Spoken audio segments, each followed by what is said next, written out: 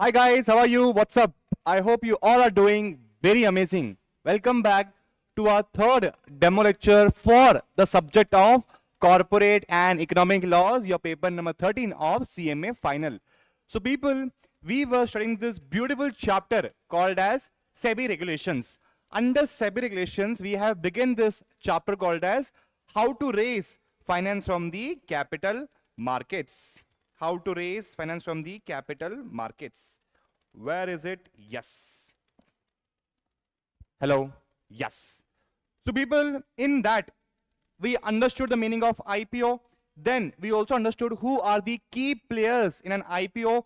After that, we also yesterday in our last lecture studied the eligibility conditions of the IPO and also financial conditions for a company to go for an IPO. Okay. So let's quickly continue from where we paused yesterday. Well, just one second, I will just see if my voice is properly audible to you or not. Okay. Where is the mind map? Okay. Well, this is the mind map. Now quickly let's revise whatever financial conditions we have studied in our last lecture. This is the most important topic, people. Definitely this will be asked in your CMA Final Law exams. Okay. Quickly let's revise. Number one condition: when can a company go for an IPO? In that we understood four conditions. Number one is, people, quickly tell me, you tell me, net tangible assets should be at least 3 crores in each of the last 3 preceding financial year. Okay. Now out of that, less than 50% should be in monetary form. If at all the company has got more than 50% in monetary form, company has to simply give a firm commitment to SEBI as to how are they going to use that money. Very easy. Okay. Now this 50% rule is not applicable if the company is going for an IPO through offer for sale. Now tell me quickly, what is the meaning of offer for sale? Offer for sale means when company issues shares to the public, but those shares are not new shares. Those shares are existing shares transferred from the existing investor to the public. Do you remember, people, Bill Gates sold all his shares to the public? Example, that is called as offer for sale. So IPO can happen in two ways. Either you create new shares to the public or you just sell the existing shares to the public. Okay. Now this 50% rule will not be applicable if the company is going for an IPO through offer for sale. Very easy. After that, the second condition we understood is company should have at least 15 crores of pre-tax average operating profit in the best 3 out of last 5 financial years. Okay. And that 15 crores profit should be based on restated, which means without any valuation error, without any defects, without any errors basically, and consolidated basis. What is the meaning of consolidated basis? If holding company is going for an IPO, if Flipkart is going for an IPO, Myntra subsidiary results will also be included in that pre-tax average operating profit. Very easy. Okay. Then next condition, third condition is company should have at least 1 crore of net worth in each of the last 3 preceding financial year. Very easy. After that, this is the beautiful condition that we have studied. Okay. What this condition says, if at all the company has changed its name in the last 12 months, more than 50% of the revenue earned last year should be earned not using from the old name, should be earned using the new name. Okay. That's it, people. Once the company complies with the 4 financial conditions, it can go for an IPO. Otherwise, it cannot go for an IPO. This is what we are assuming, but it's not true. Even if the company is not complying with these 4 conditions, still the company can go for an IPO. Sir, what are you saying? Just now we have studied the financial conditions for a company to go for an IPO. If these conditions are not complied with, company cannot go for an IPO. Simple logic. But people, you are correct. If the company do not comply with these 4 conditions, company cannot go for an IPO. But there's one rule that says the company, even though it does not comply with the 4 conditions, if it complies with just one condition, it can go for an IPO. Now, what is that one condition? Let's understand. Okay, people? Shala. Let's read this, let's read this, let's read this. The rule is simple. If the issuer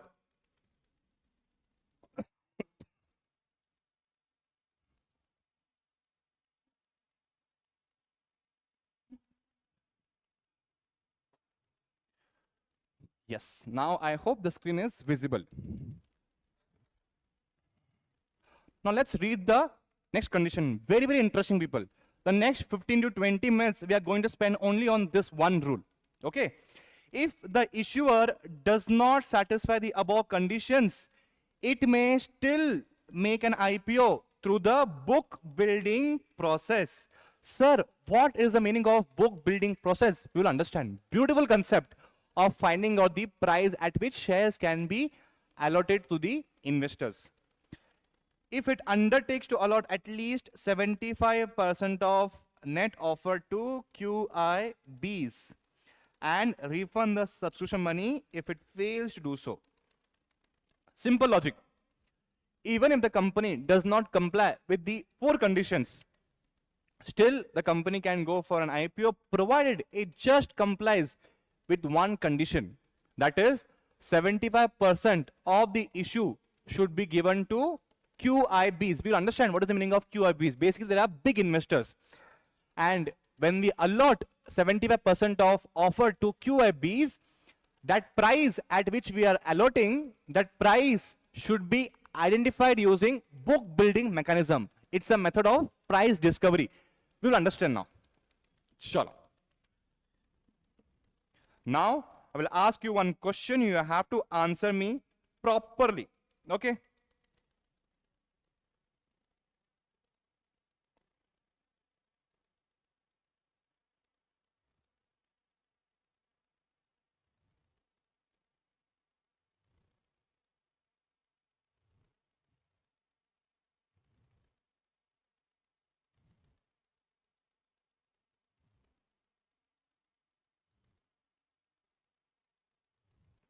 Yes. So, I'm going to ask you certain questions. Logical question I will ask you. You have to just think and answer the question. If you're watching these lectures after the live has ended, just try to think and answer the question. If you're right, that means you're thinking in the right direction. So, what is the meaning of book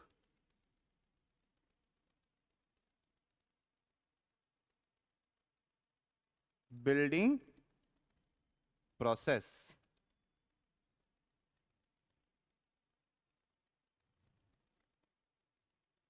It is a method of discovering the price, and the beauty of this method is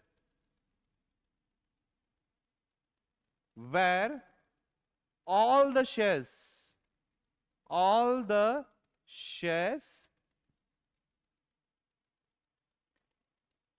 will be allotted at, now this word is very important, at maximum price. So people, what is the meaning of book building mechanism? Book building mechanism, even though the word sounds very, very complex, the concept is not complex at all. What this mechanism is saying is that all the shares in an IPO can be allotted to the investors at maximum price. Now, the important question is, how do we find the maximum price? We are going to understand. People, you tell me, if you are into the business of selling these bottles, okay, you don't know what this bottle is worth of. Is this bottle worth 10 rupees or is this bottle worth 30 rupees, 40 rupees, 50 rupees? You don't know. So does it make sense to sell this bottle at just 10 rupees, even though you know subconsciously that this bottle is worth 40 rupees? Does it make sense to sell this bottle at just 10 rupees? No. So when we don't know how much the investors are willing to pay for your shares, we use this method called as book building mechanism, where all the shares will be allotted at maximum price. Maximum price. Now the important question is, how do we find the maximum price which the investors are willing to pay? Now let's understand. So let's say people, company is coming with an IPO and the goal is to sell 5,000 shares at maximum price. So company is coming with an IPO, company has got 5,000 shares to allot. But the problem is company does not know how much the investors are willing to pay maximum. So let's find out how do we find the maximum price. So the company will now invite bids. Company will ask the investors, how much are you willing to purchase shares and how many shares are you willing to purchase? Company will ask investors two questions. First, tell me how many shares are you planning to purchase? Number two, at what price are you willing to purchase? Company will ask two questions. Number one, how many shares are you planning to purchase? Number one question. Number two question is, at what price are you willing to purchase? Okay, so two questions the company will ask the investors. How many shares do you want to purchase and at what price are you willing to purchase? So like this, company will invite bids from the investors. Now there are 1, A, B, C, D, E, F, G. So 1, 2, 3, 4, 5, 6, 7. 7 people have submitted a bids. A is saying that I want to purchase 2,000 shares at rupees 100. A is saying that I don't want to purchase 5,000 shares. I just want to purchase 2,000 shares, but at the price of 100 rupees. B is saying that I am willing to purchase 3,000 shares at 150 rupees. C is saying I want to purchase 1,000 shares at 500 rupees. D is saying I want to purchase 1,000 shares at 200 rupees. E is saying I want to purchase 2,000 shares at 300 rupees. F is saying 1,000 shares at 400 rupees. G is saying 6,000 shares at 150 rupees. Now, before the company invites bids, company will simply say that our shares will be between the value of price range rupees 100 to 500. So whoever wants to submit the bids, make sure that you are submitting the bids between this range. We know for sure that our share price value is anywhere between 100 rupees to 500 rupees, but we don't know the exact price. So just before submitting any bids, just know this, that our shares are anywhere between 100 rupees to 500 rupees. Okay. Now, you tell me, who will get the shares and at what price?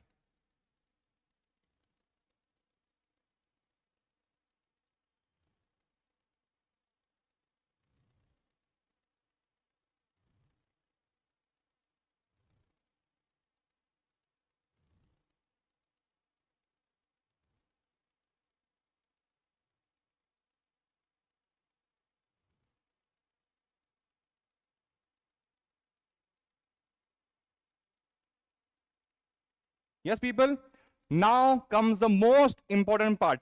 Now you have to think logically and you have to tell if you would be in the place of company, to whom will you sell the shares? Our goal, we know our goal is to sell 5,000 shares at maximum price, not minimum price. So first thing that you will find out is which is the person, who is the investor who is willing to pay the maximum price. Tell me. 100, 150, 200, 200, 300, 400, 150. Who is that investor who is willing to purchase shares at maximum price? It is C. Yes or no? Now, can you allot all the 5,000 shares to Mr. C? No. Why? Because he is only willing to purchase 1,000 shares. You cannot sell him 5,000 shares. Okay. So, C, number 1, he will get. Now tell me, 1,000 shares are done. Now remaining 4,000 shares we have to sell. Now tell me, after C, whom will you sell the shares? 500, 200, 300, 400. F. F is willing to purchase 1,000 shares at 400 rupees. F.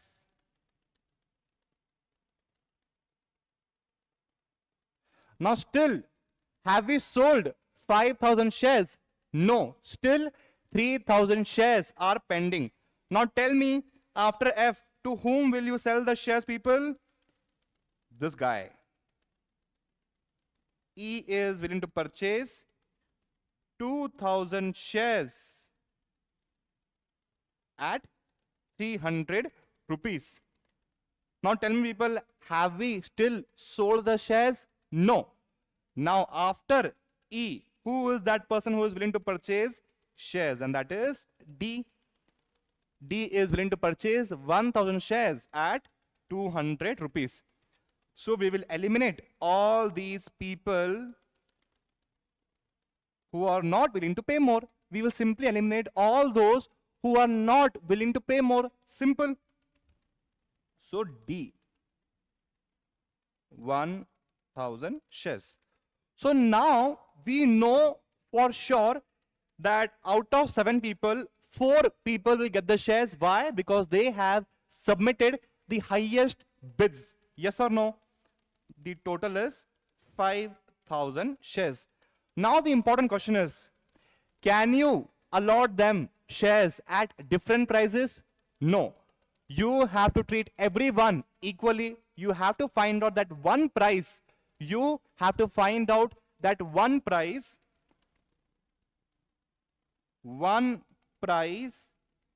that will be paid by everyone. Everyone means I'm talking about C, D, E, and F. Now tell me, what is that one price that will be paid by everyone? C, D, E, and F. Can we say D, who is willing to purchase 1,000 shares at 200 rupees? So can we say all these 4 people can happily purchase shares at 200 rupees? Can you tell me why? D wants to purchase 1,000 shares at 200 rupees. We have given him 1,000 shares at 200 rupees. Okay. E, who is willing to purchase 2,000 shares at 300 rupees, but we are giving him shares at 200 rupees. Won't he happily purchase the shares? Yes. Now let's talk about F. F is willing to purchase 1,000 shares at 400 rupees, but we are giving him shares at what price? 200 rupees. F is also satisfied. Now let's talk about C. C is willing to purchase 1,000 shares at 500 rupees. Won't he pay 200 rupees? Yes. So now tell me, what is that one price that will be paid by everyone, be it C, D, E, or F? The price is 200 rupees. 200 rupees is the price. Okay. So we have invited people to submit bids between the price range of 100 rupees to 500 rupees because we don't know the exact price at which our shares will be sold. But when we invited bids and when we used this beautiful concept called as book building mechanism, we were successful in selling them, in allotting them all the shares at just 200 rupees. Whereas we thought that our share price would be anywhere between 100 rupees to 500 rupees. So would it make sense if we sold them the shares at 105 rupees, at 100 rupees, at 199 rupees? No. So at 200 rupees, we were able to sell all the shares to the people. Yes or no? And this beautiful concept is called as book building mechanism. This beautiful concept is called as book building mechanism. Now let's again read the meaning of book building mechanism. Book building mechanism is a beautiful mechanism where we allot all the shares which we are planning to allot, but at maximum price. Is this concept called as book building mechanism. Yes or no, people? Now, let's again read this rule. If the issuer does not satisfy the above conditions, it may still make an IPO through the book building process if it undertakes to allot at least 75% of the net offer to QIBs. Now, the important question is, what is the meaning of QIBs? People, QIBs means they are big people, big investors, mutual funds, insurance companies, pension funds, banks.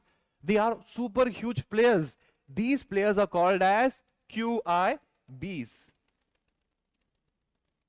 QIBs.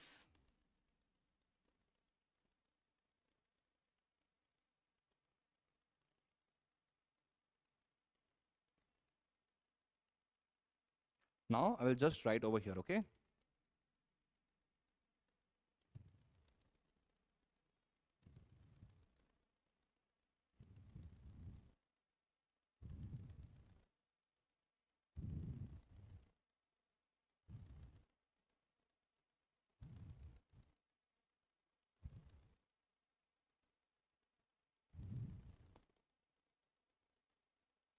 Even if the issuer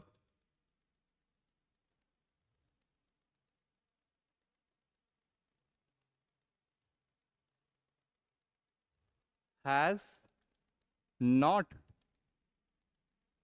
complied with these 4 conditions,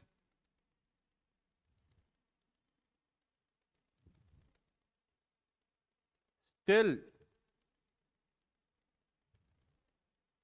it can go for an IPO.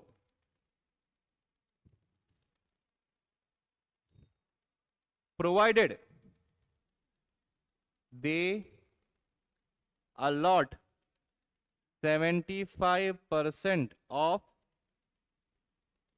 net offer to whom, people? To QIBs or big investors. For example, mutual funds, banks, insurance companies. Now, if they even fail to allot 75% of the net offer to the QIBs, then they have to return all the money to the investors within just 15 days. You are not able to comply with the basic condition. You're not even complying with the 75% QIB criteria. If you're not able to comply with these criteria, you are not fit to go for an IPO. That means you have to again refund all the money that you have received back to the investors within how many days? Within 15 days.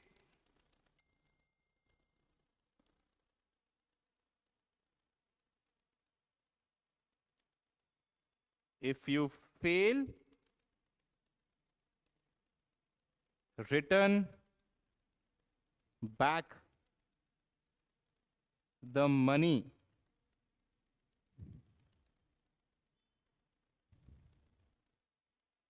within 15 days. Within 15 days.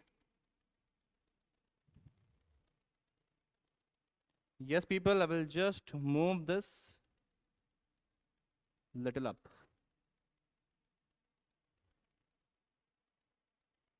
Okay? So, we need to comply with the 4 financial conditions. If company is not complying with the 4 financial conditions, still it can go for an IPO, provided that company issues 75% of the shares to the QIBs, big investors, pension funds, insurance companies, banks.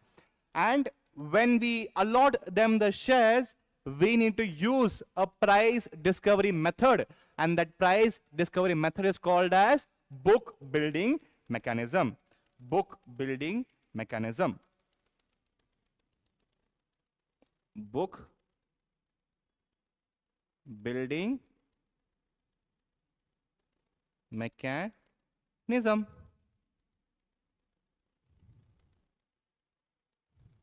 That's it, people. Okay? I know this concept took a lot of time, but it was really worth it. Most of the CMA final students don't understand the meaning of book building mechanism. How do we use this book building mechanism? When do we use this book building mechanism? They just simply by heart the concept and then they write the answers. But you are not going to do that.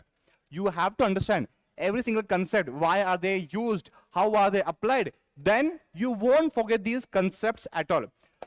Now tell me, what is the meaning of book building mechanism? Book building mechanism is a method of price discovery where all the shares will be allotted at maximum price, is what we call it as book building mechanism.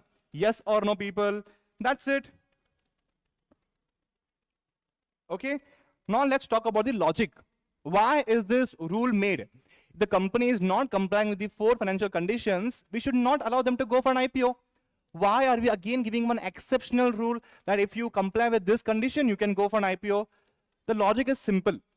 Now you tell me, people like you and me would have more data, would have more judgmental skills with respect to a company or big players, banks, insurance companies, pension funds who have got tremendous amount of data. They can make a right decision. You and me can make a right decision whether to invest in these shares or not. Or these big people can make a right decision. These big people, right? Why? Because they have got huge amount of data. So the possibility of they making a right decision is very, very high.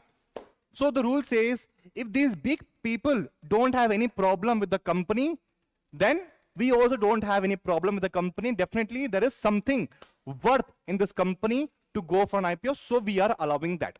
Okay, logic is simple. If these big people believe in this company, that means something really is there in this company, so investors can invest if they want.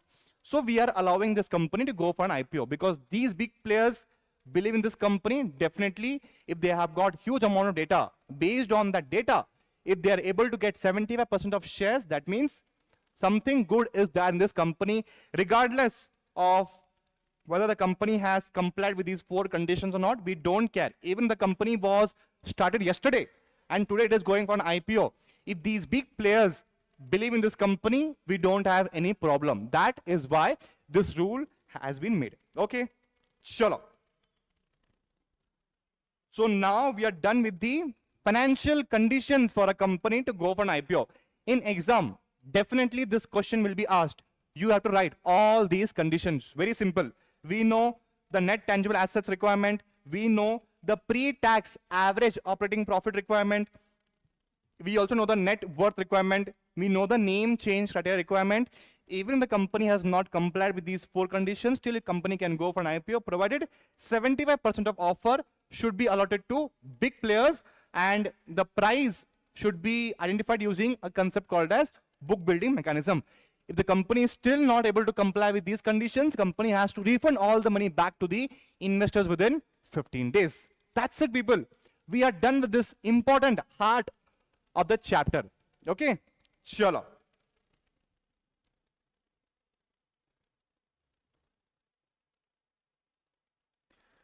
Now, so basic conditions, when can a company think about an IPO is done, then financial conditions are done.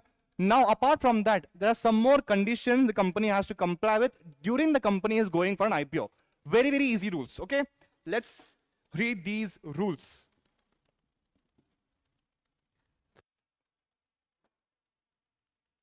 Hello? Yes. See, people, I've also made these examples for you. XYZ Limited does not satisfy the financial eligibility conditions. It opts for IPO through book building process. Total issue size is 10 lakh shares. Minimum QIB allotment required is 75%, that is 7.5 lakh shares. In your exam, definitely this type of numerical question will be asked. I have already told you people in my lecture number 1, the attempts, if you observe CMA Final Law, exams are getting difficult by every single attempt. So it is not sufficient for you to just study all these concepts on a surface level. We need to go in depth. We need to understand the logic behind why this rule has been made. We need to understand how the law is applied practically. So no matter how twisted and turned question will be asked in an exam, you will be able to answer it in the best way possible. Why? Only because you understood why the law has been made and how the law is applied practically. That's it. This is how you have to study law. Okay, people? Chalo. If you have got any doubt while you are watching my lecture, people, any doubt, be it silly doubt, be it a super genius doubt, you have to drop all your doubts in the YouTube comment section. I'm going to make sure that all your doubts will be resolved in less than 3 hours. That's my promise. Okay? Chalo. Let's now proceed forward with the other conditions for a company to go for an IPO. How many conditions are there? 1, 2, 3, 4, 5 conditions are there. Number 1, all these 5 conditions are beautiful conditions. Small conditions, but they are very, very interesting. IPO of convertible debt instruments. Company can also go for an IPO where they're not issuing shares. They are issuing convertible debt instruments. What is the meaning of debt instruments? Debentures, bonds. These are called debt instruments. Okay. Now the important question is, what is the difference between a bond and a debenture? Debenture is long term, bond is short term.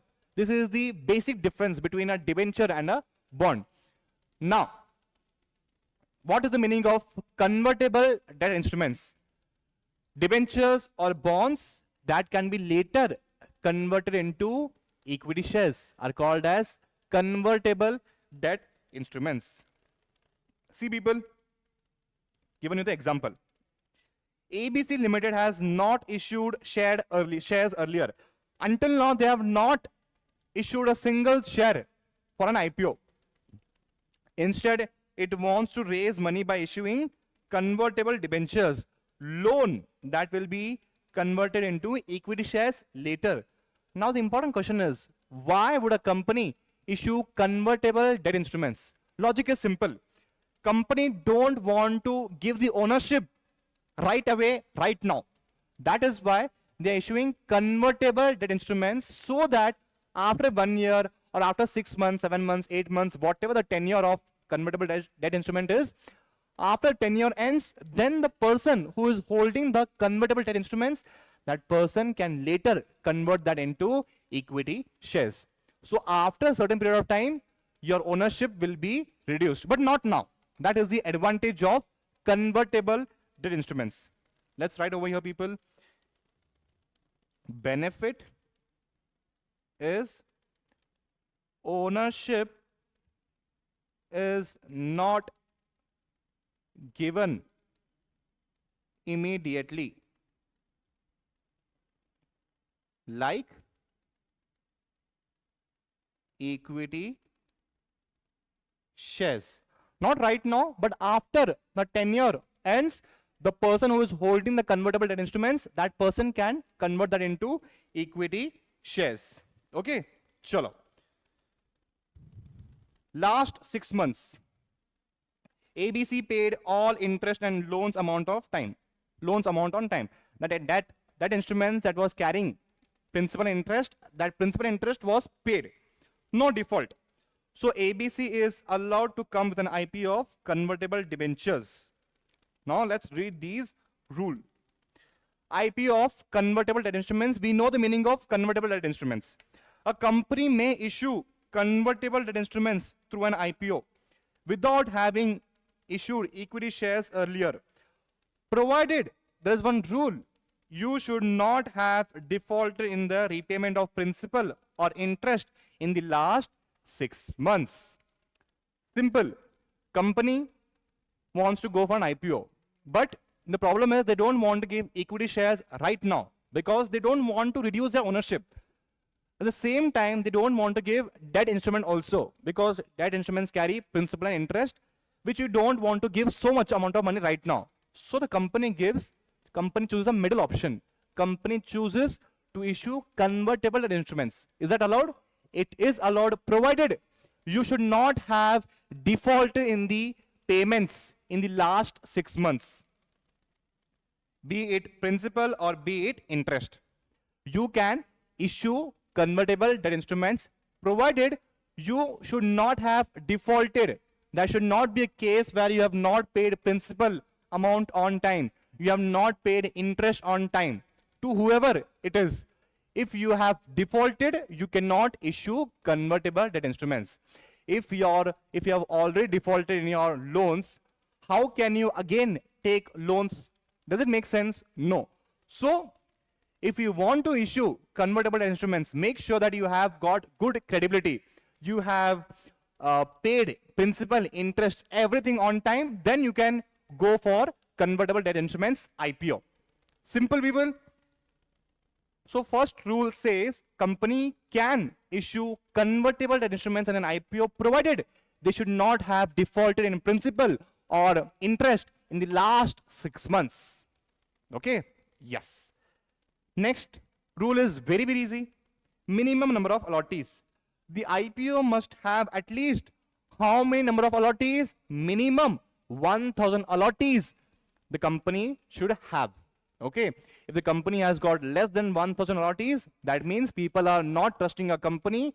Your company is not worth going for an IPO. SEBI says simple logic. Okay? So two rules, other rules we have understood. Number one, company can issue convertible debt instruments in an IPO provided they should not have defaulted in the loan repayment, be it principal or be it interest, in the last 6 months. Number two, minimum number of allottees should be how many? Minimum 1000 number of allottees should be there for an IPO. Simple. Next, no outstanding convertible securities. This is my favorite rule. The logic behind this rule is crazy logic. Let's read this. An issuer must not have any outstanding convertible securities or any rights that would entitle holders to receive equity shares after the IPO. Now let's come over here.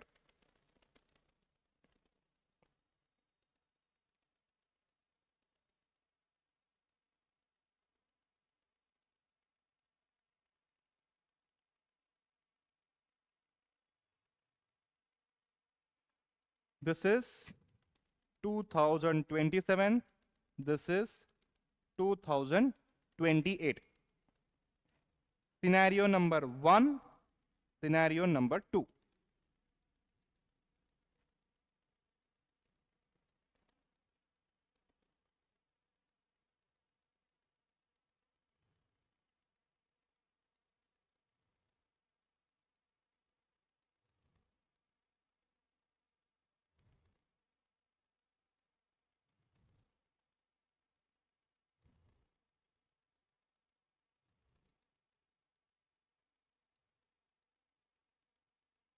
Chalo.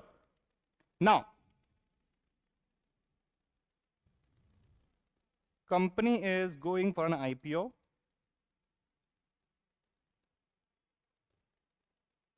During this period, company is going for an IPO. Let's say this is September.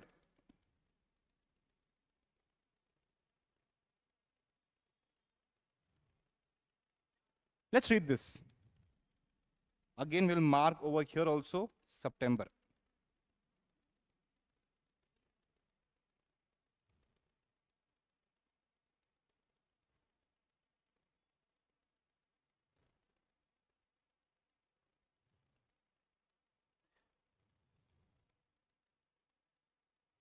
An issuer who is going for an IPO must not have any outstanding convertible securities. So if you are going for an IPO and you have already got 10,000 convertible debentures, you cannot go for an IPO. Why?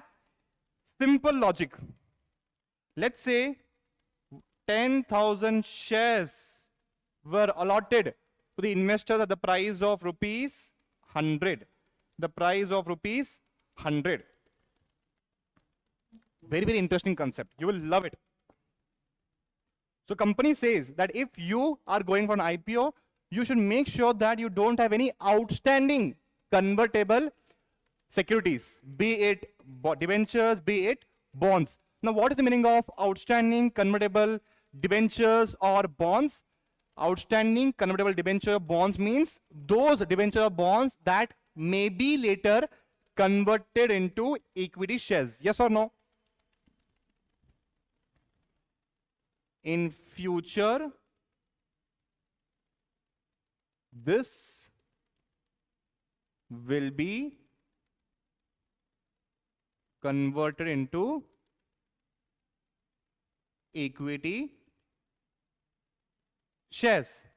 Simple, no people? What is the meaning of outstanding convertible debenture or bonds? Those debenture or bonds that may be later converted into equity shares. Very simple. Has it been converted right now? No. That is why we are calling it as outstanding, not yet converted into equity shares. Then company cannot go for an IPO. Why? Because let's say company has gone for an IPO. Let's assume company has got already outstanding convertible debentures or bonds. Now the company is going for an IPO. Still that debenture and bonds are outstanding. It has not yet been converted. Now the company is going for an IPO. Now let's see what happens. Let's see 10,000 shares were allotted at the price of 100 rupees to the investors. Simple. At what price shares were allotted to the investors? At 100 rupees. Now listen to me carefully. Let's say after 6 months, 1 year, 2 years, these people convert their debentures or bonds into equity shares. Let's say these people have later converted their bonds or debentures into equity shares. Now don't you think the number of equity shares will increase to 10,000? 10,000 shares were allotted in an IPO. Now these 10,000 convertible debt instruments, when they are converted into equity shares, don't you think the equity shares will increase in the company from 10,000 to 20,000 rupees? Yes or no? Now let's understand why is this a problem. This is a problem because the moment supply increases, what will happen? Price will increase or decrease. Tell me, suddenly if the shares supply have increased, the price of the share will fall or it will rise? It will fall. Yes or no? The price will fall, definitely. The price will fall. We don't know to which price it will fall, but we know this for sure that the price will fall. Yes or no? Now you tell me, people, if you have invested your hard-earned money in an IPO, you have paid in 1 lakh rupees, and suddenly because 6 months, 1 year ago, company has issued convertible debentures or bonds, those bond holders, those debenture holders, just because they have converted their debentures or bonds into equity shares, because of this, your price of shares are falling. Don't you think it is injustice to you? Don't you think it is injustice to you? You have put in your hard-earned money into this IPO thinking that the share price will increase. But what has happened? The share price have decreased. So you have faced a loss, and that is why this rule has been made. If the company is going for an IPO, you have to make sure that you don't have any outstanding convertible debt securities, so that there should not be any injustice to the people who are investing in the shares of the company in an IPO. If you have got outstanding convertible debt instruments, it's not a problem. You convert them into equity shares. After that, you issue new shares in an IPO. We don't have any problem. But don't keep the debentures and bonds outstanding while you are issuing new shares in an IPO. This is what the rule is trying to tell you. Very easy now, people. We are understanding every single rule using logic. Okay, logic is simple.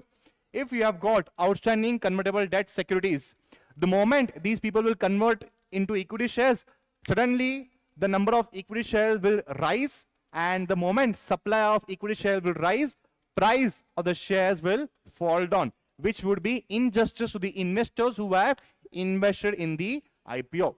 Yes or no, people? That's it. So an issuer must not have any outstanding convertible securities or any rights that would entitle holders to receive equity shares after the IPO. Whatever you want to do, you do it before the IPO. You want to convert, you convert. But don't keep it outstanding while you are going for an IPO. It will be injustice to the people who are investing their hard-earned money in the IPO. Logic is very, very, very, very simple. Okay? Chalo. So 3 rules we have understood. IPO of convertible debt instruments. Number 2, minimum number of allottees. And number 3, no outstanding convertible securities should be there. Okay. Now let's come to the next rule. Monitoring of proceeds. If the IPO size exceeds 100 crores, if the IPO size exceeds 100 crores, a bank or a private financial institution must monitor the utilization of proceeds and report quarterly until 100% proceeds are utilized. Very, very important concept, people. There has been an amendment to this. This is a new rule. Okay, what this rule is trying to tell you is the IPO size exceeds 100 crores. It is a very big size. So many people have invested in this company. So SEBI says that if so many people have trusted this company, so many people have poured in their hard-earned money into this company, we need to make sure that whatever purpose the company is using this money for, it is used for the right purpose. Okay, logic is simple. If the IPO size is so big, we know this for sure that so many people have invested their hard-earned money into this IPO. So we need to make sure that the company is using this money for the right purpose. That is why this rule has been made, where it says that if the IPO size exceeds 100 crores, no problem. Company simply has to appoint a bank or a private financial institutions. Why? So that these players can monitor how the company is actually using that money. Is it going towards the right direction, or is it going towards the wrong direction? And next question, is the company using the entire money for the right purpose or not? So they must monitor the utilization of proceeds and report to SEBI quarterly until 100% proceeds are utilized. So these banks or private financial institutions, they have to report to SEBI after every 3 months how the company has used this money, how much company has used this money, for what purpose, for what activity company has used this money. Is the company using the money for the right purpose or not? Every single thing will be reported to SEBI on a quarterly basis, which means what? Every 3 months, bank or a private financial institution will report to SEBI until 100% of the money is utilized. Very, very simple, people. So that company uses the money in the right direction. That is why SEBI is so strict about these rules. Okay, chalo. Next point is very, very simple. IPO grading. Now you tell me, people. Blue star. Okay, Let's say Blue Star company is going for an IPO. Blue Star company is going for an IPO. You have never heard about this company called as Blue Star, but you want to invest in this company. Now the important question is, how will you find out if the company is a good company or a bad company? How will you find out if the money that I am putting in, will I get returns, adequate returns, sufficient returns or not? How will you find out? So to gain the trust of investors like you and me, company, while it is going for an IPO, company appoints SEBI registered credit rating agencies. Why? So these players analyze for what purpose you're using this money. Is the purpose right purpose or not? Will the investors get money or not? If you are planning to open 100, 1000 new stores in India, these people will find out under what business conditions are you trying to do these actions. If it is COVID, it is a very bad decision. In COVID, no one is going to visit these stores. If no one is going to visit these stores, will you get returns? No. So these people, big players, credit rating agencies, they will find out under what conditions you are using this money. For what purpose you are using this money. Will the investors get returns on time? Every single thing they will analyze in detail, and then they will give you a rate. They will give you a grade for the company. It's like a report card. If it is A grade, it means the company has got an amazing potential. If it is B grade, C grade, D grade, E grade, company has got no potential at all. So that is why company may voluntarily obtain IPO grading from one or more SEBI registered credit rating agencies. Now their job is to completely analyze in detail the actions, the business activities of the company. Okay? And then they will give a grade. A grade, B grade, C grade or D grade. Let's see if I have given you an example or not. Yes. See, IPO grading means getting an outside opinion on how strong the company is. The SEBI registered credit rating agency will give you a complete opinion about whether should you invest in this company or not. The company may choose to get its IPO graded. It is not compulsory. The grading is done by SEBI approved rating agencies, so there is no biasness. The grade shows how good the company's businesses and finances are, not whether the share price will rise or fall. They will not say whether the price will increase or not. They will simply say that whatever money company is using it for, is it for the right purpose or not? They will just tell you. If it is for the right purpose, that means there is some potential. If there is no right purpose, there is no potential. Simple. Next, monitoring of proceeds. XYZ raises 150 crores from an IPO. SEBI says that's a big amount, buddy. Someone must watch how this money is used. We cannot keep trusting this company. So XYZ Limited must appoint a bank or a financial institution. That bank checks where the IPO money is spent. The bank submits a report every 3 months. This checking continues until all 150 crores is fully used. If the IPO amount was below 100 crores, there is no such monitoring required. Understood, no people? We are understanding every single provision, every single rule using logic. Once you have understood the logic, we are also understanding this using examples. So you will also find it interesting and you will never forget the concepts at all. Why? Because you have already painted a mental picture in your head why this rule has been made. Okay, people? Chalo. So quickly, let's revise the other rules. Number 1, IPO of convertible debt instruments. Let's draw the mind map, people. Let's draw the mind map. 1 second.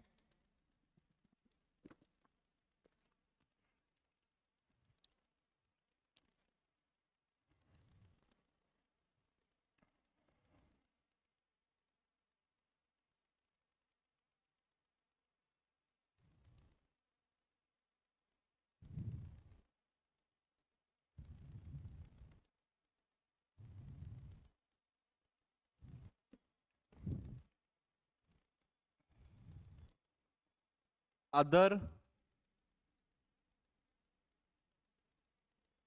conditions. First condition is company can issue convertible debt instruments in an IPO.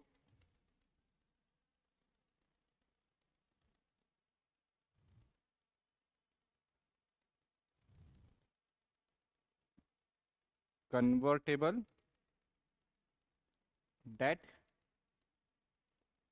instruments. Hello? Yes.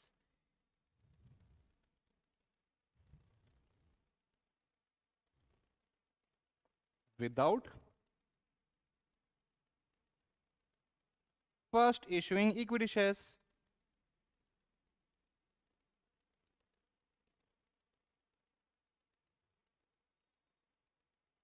Okay. The condition over here is company should not have defaulted in the repayment, be it principal or be it interest, in the last 6 months. Company must not have defaulted in principal or interest in the last 6 months. Very easy. The next condition is, tell me quickly, people. Minimum number of allottees. Tell me how many? 1000. 1000.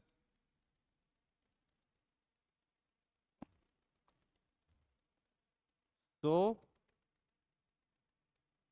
minimum number of allottees should be more than 1000. Next rule.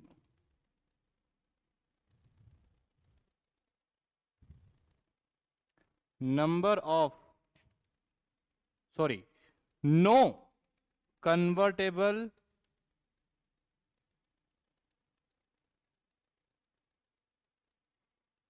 securities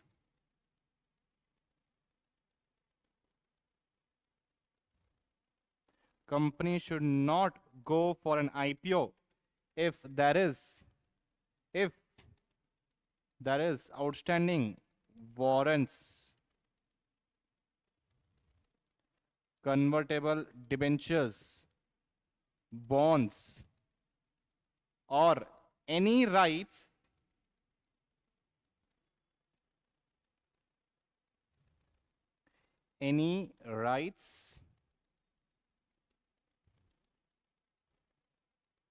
that will entitle someone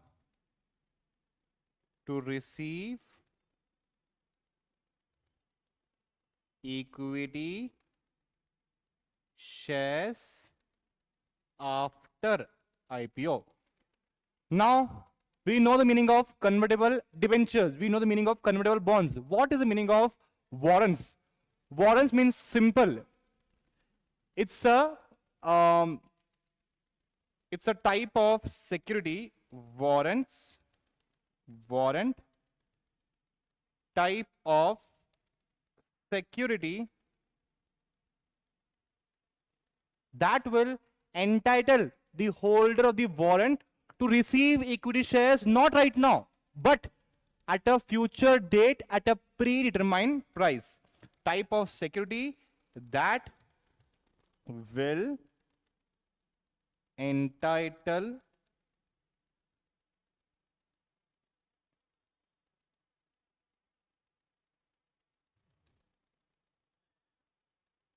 holders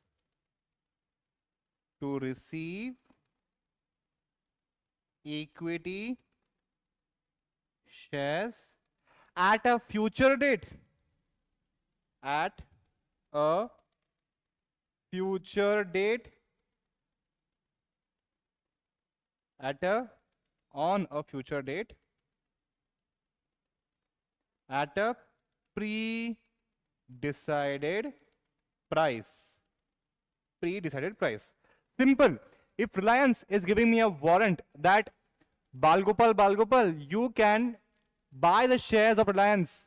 The price is 100 rupees right now, but you have the right to purchase shares at 50 rupees, but not right now. But after 1 year, you can purchase the shares of Reliance at 50 rupees. This is called as warrant, which is also again not allowed. Warrant, outstanding debentures, outstanding bonds, or any type of security, any type of right that will make someone to purchase equity shares after the IPO is not allowed. Okay. Next, monitoring of IPO proceeds.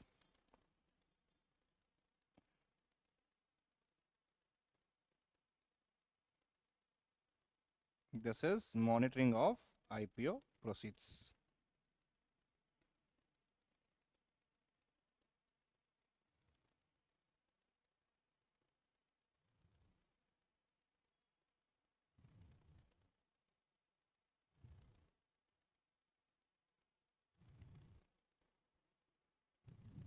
Monitoring of IPO proceeds. So, if the IPO size is more than 100 crores, if the IPO size is more than 100 crores, company has to appoint a bank or a private financial institution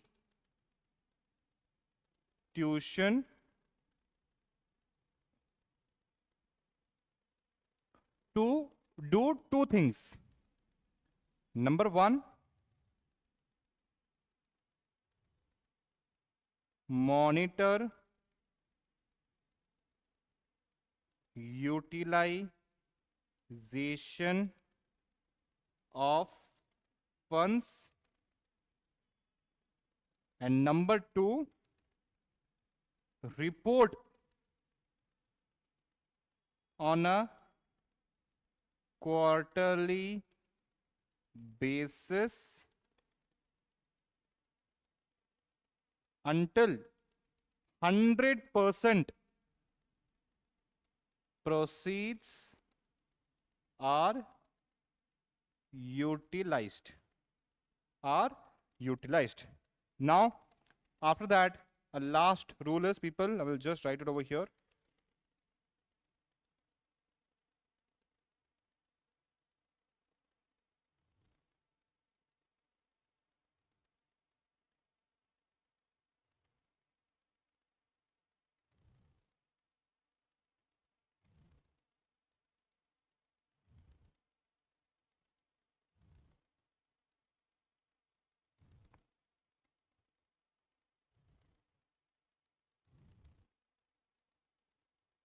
IPO grading from one or more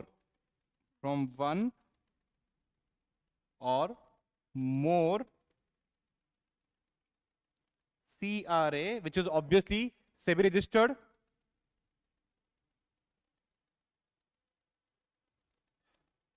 to assess the quality of IPO so that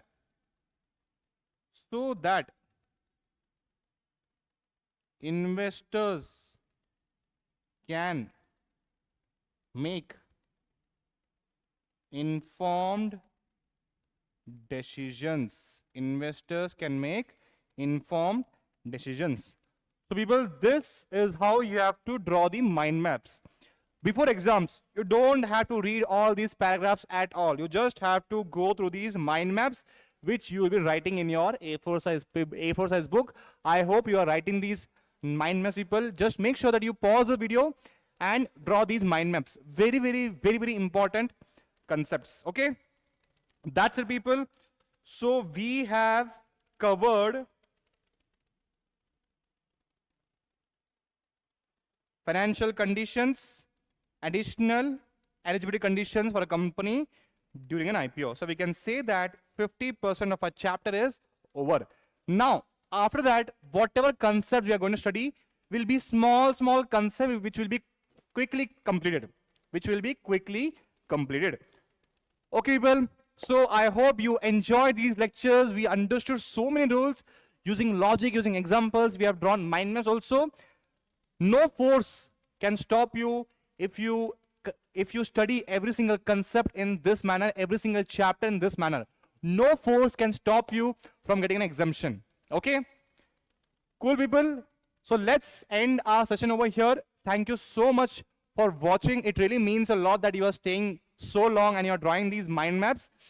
Just make sure that whatever doubts you have, be it easy doubt, be it genius doubt, you are making sure you are dropping all your doubts in the YouTube comment section. Okay, people? I will make sure that all your doubts will be resolved in less than 3 hours. Thank you so much for watching, people. I will see you in the next session. Until then, eat well, sleep well, study well. Take care and bye-bye.